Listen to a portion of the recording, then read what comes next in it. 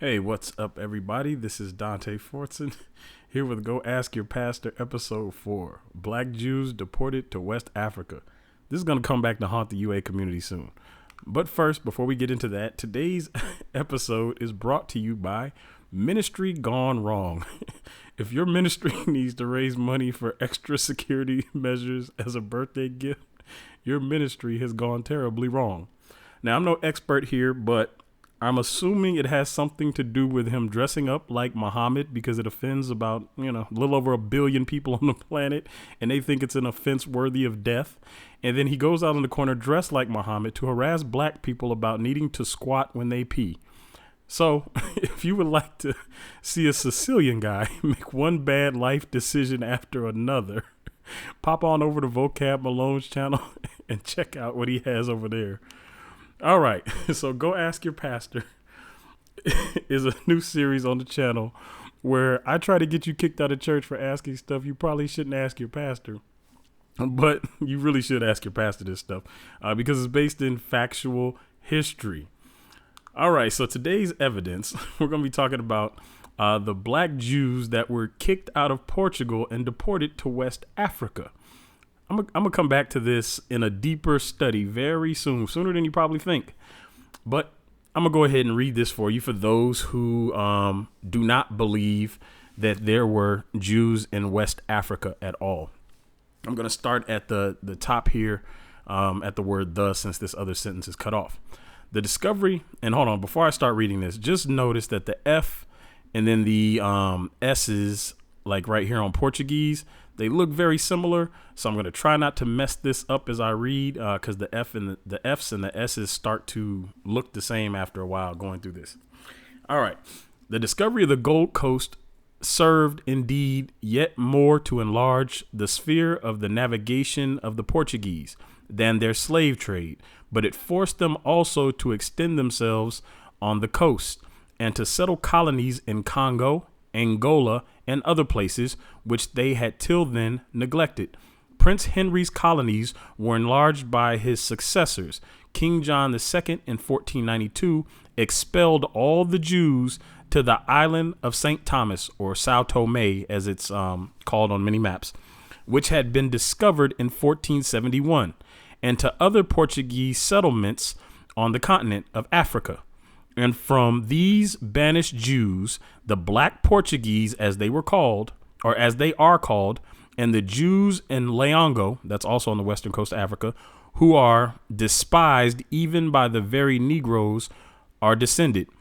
By these colonies, I think this is colonists. Let me make sure.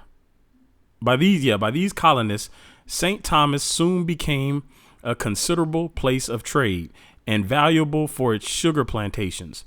30 years after their settlement, not less than 165,000 Arabs of 30 pounds weight each. I think that's maybe that's Arabs. Maybe that's a measurement of 30 pounds weight each of sugar were exported, and the engines of 60 sugar works turned by slaves. There we go. These Negroes were purchased in Guinea, Congo, Mani Congo, and the colonists had plantations furnished with 150 to 300,000 Negro slaves. In the beginning of the 16th century, the Spaniards and Portuguese began to transport Negroes for familiar labors to the West Indies and Brazils. Now, real quick. So they deported these black Portuguese from Spain or black Jews from Spain and Portugal. Now it says in the beginning of the 16th century, that's the 1500s, the Spanish and the Portuguese began to transport Negroes for familiar labors to the West Indies and Brazil. Now, the term the West Indies is America. Remember, they were looking for the Indies when they found the place to America. The West Indies and Brazil, the South America and North America, the islands, all of that area, by which the Negro trade was rapidly increased. The Spaniards on their first settling in the West Indies, immediately treated the natives of that part of the globe according. Let me make sure that's right. Yeah, immediately treated the natives of that part of the globe according to the Pope's instruction. They divided them by families or districts among themselves as slaves.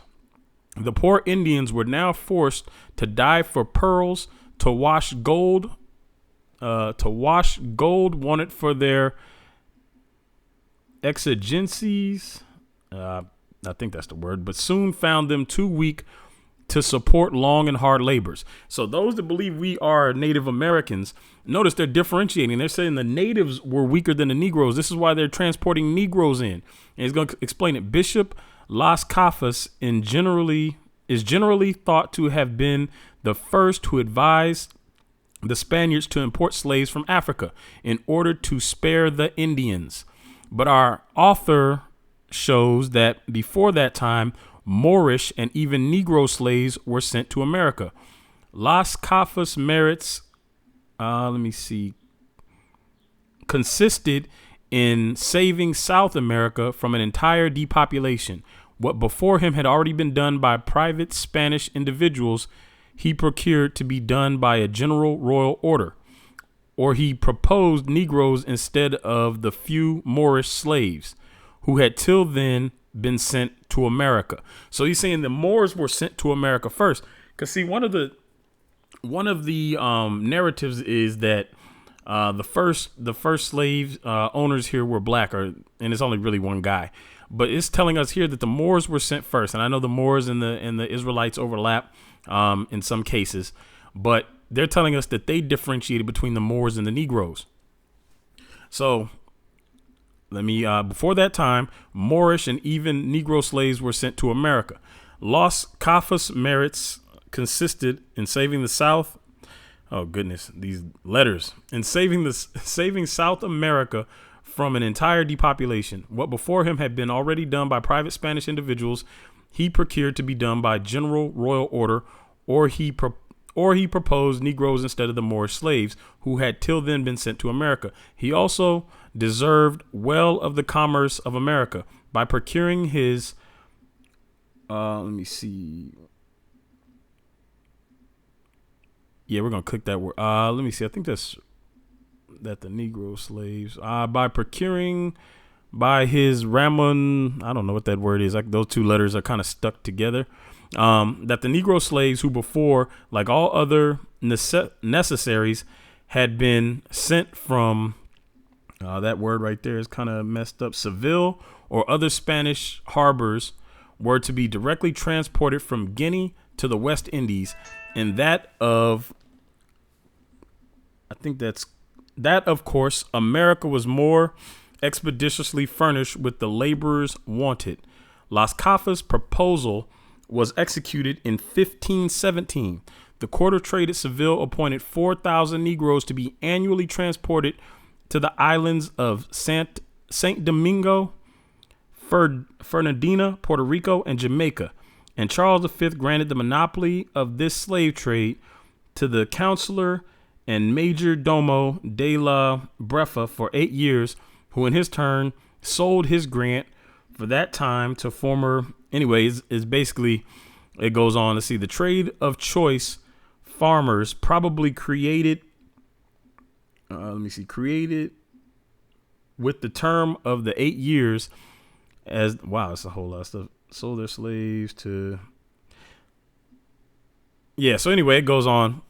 But basically what happened was the slave trade kicks off, and it was the black Jews that were deported from Spain and Portugal to the West Africa, that were then taken over to the Americas and the islands and South America. And this tells you that these were the same people.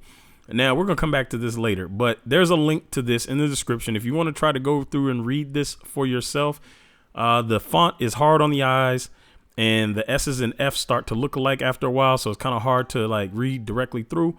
But the link is there for those who want to go through this, take their time and read it. It does provide all the evidence you're looking for that there were indeed Israelites in West Africa when the slave trade started. So go ask your pastor. Your pastor owes you some answers if they are not telling you about this. If they don't know, it's not a problem. Help them get educated on it. But if they do know and they're not telling you, it should be a problem for you.